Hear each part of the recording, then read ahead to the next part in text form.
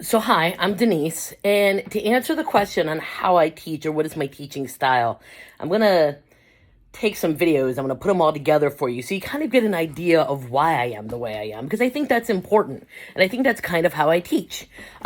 One of the things that I really focus on is audience analysis, and that's during the teaching time as well as beforehand.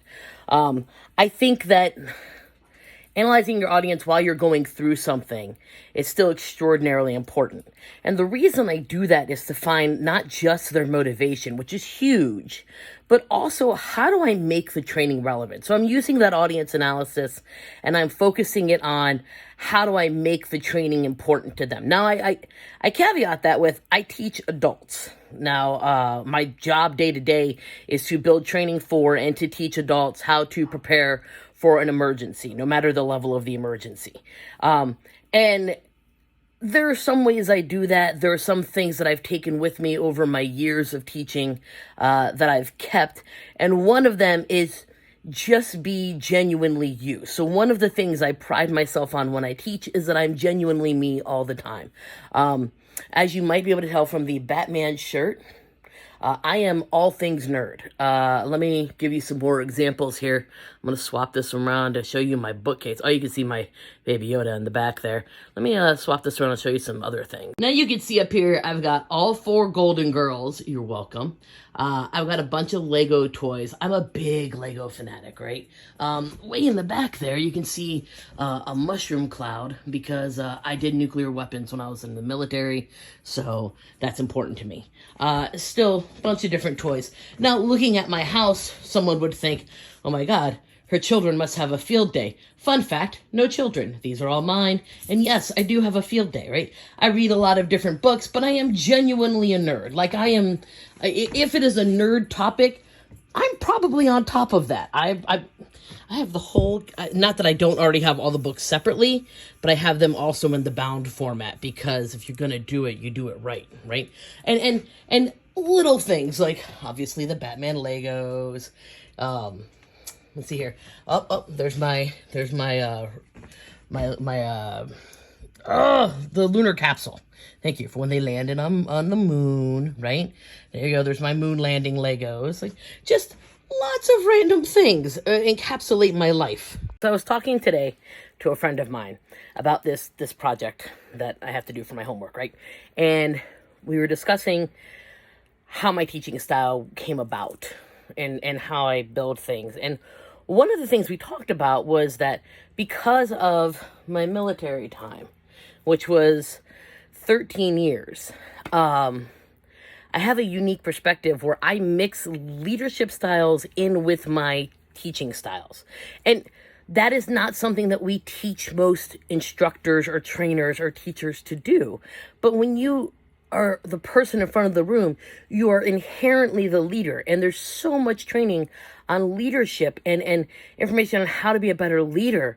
But we don't always connect that with how to be a better instructor. But the best instructors, the best teachers, the best professors, everything are also the ones that can lead and that can help somebody. And that's where, my instance of the gentleman who in my post was in a room that was freezing and he stayed up all night and he just didn't want to rock the boat basically. And that was where I was able to, instead of using the military tactic of just making him stand in the back of the room and pay attention to class, knowing he wasn't going to get anything, I was able to take my leadership style and use that to impact his learning. And I think that is something that is very unique to those of us who have been in leadership positions. I don't think it's just military. I think there's a lot of military who can do it, but not everyone does. Just like I think that a lot of leaders could learn a lot by being instructors. One of the things that is important to me is to teach adults. And it originally started as a joke. My master's degree is in education in early childhood development, nonetheless. So you would think that that would have been the route I would have followed, but it's not. And I used to joke that I couldn't teach children because I need them to be not smarter than me. So we were talking like 5 years and below, right? Like after that, we can't teach them.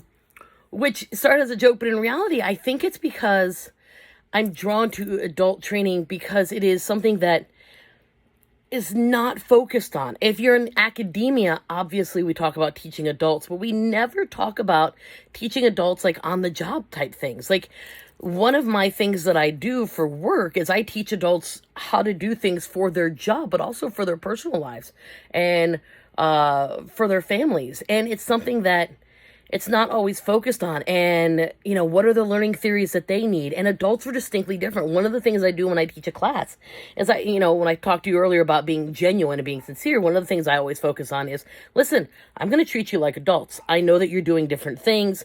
I know you may have to step out of the room and take a phone call. I know that I know there's a difference. I'm going to treat you like adults as long as you act like adults. That's the deal. So if you have a phone call, please take it out of the room. Right? If you have to take care of something, or if you're not going to be back here, please let me know. Like setting that groundwork and letting them know that I'm going to teach them like they're adults as long as they act like adults is hugely beneficial. And I think that has made a significant difference in how I'm seen as an instructor. So that is one of the thoughts that I had talking to my friend, is that leadership styles impact instructional styles, and not everyone gets the opportunity to have both. A lot of teachers, we even have degrees in leadership and education, but we always focus that kind of concept on the leaders in the superintendents and the supervisors and the deans of a college. And I'm not saying that that's wrong, but I'm saying that there should be some leadership fundamentals for instructors, because when I'm up in front of that room, it's my room now. I'm the instructor of this room. I'm the teacher in this room. This is my room. Now, we see a lot of teachers for children who say, this is my room. The room has their name on it. They decorate it. They set it up the way they want to. But when it comes to instructors for adults, we don't do that as much. It's really just more of a plain setup. And the best people to teach are the ones who know that they own that room. There's a little bit of showmanship there, and that I know this is my room. I'm going to use it to my benefit. So that is another example of something that is part of my teaching style. Yes. And so the last part of my video, why is it I am so focused on motivation? Because everything I do, I'm focused on motivation when it comes to teaching and building and designing.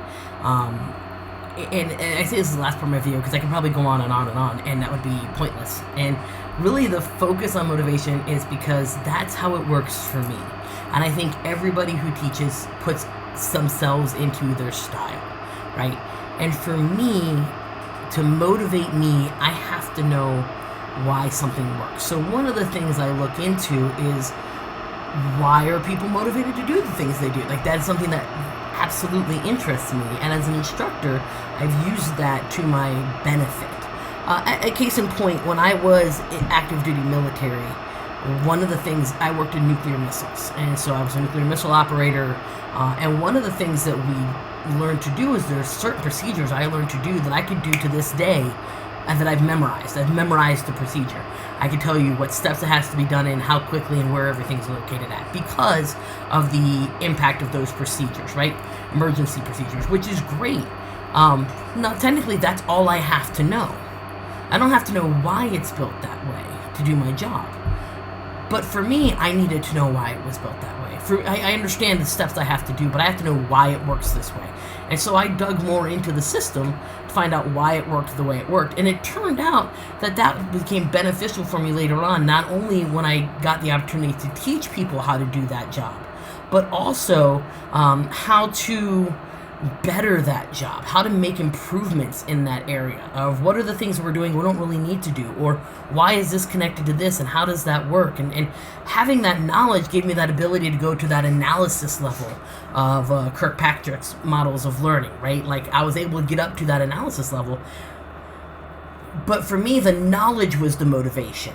It was, and a lot of that came from my friends not knowing, right? Anytime you go out and you went on alert out in the middle of nowhere, you're out with people that you know, and they're in different locations, and you all talk to each other. My friends didn't know what they were doing as much either. And so when you're young and you're new, you want somebody to call you and say, hey, listen, I need a hand. What is this thing? I wanted to be that person that they called. And so that became my motivation to go learn more. it wasn't just that I had to do it for my job. It wasn't that I was motivated because my boss or my commander said I had to be. It had nothing to do with it. It had everything to do with my friends needing someone to call. I wanted to be that someone they could call. And I like to just know how things work. So both of those turned out to be why I did what I did.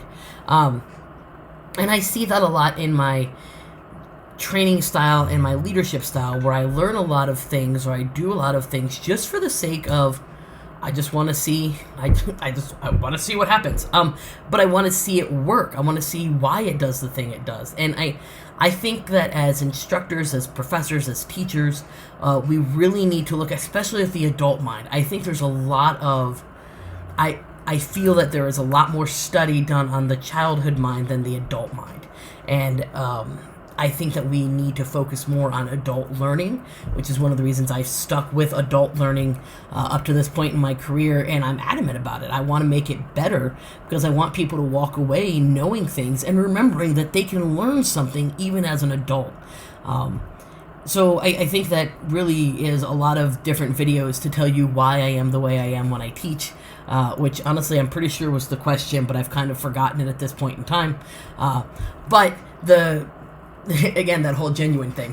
But the real answer is, you are who you are, and when you teach, you become more of that person. And I teach a class on how to be an instructor, and what I tell my instructors when I teach this class is I really treat it like the Captain America movie that Marvel came out with a few years ago. Was it like 20 years ago? It was like ages ago.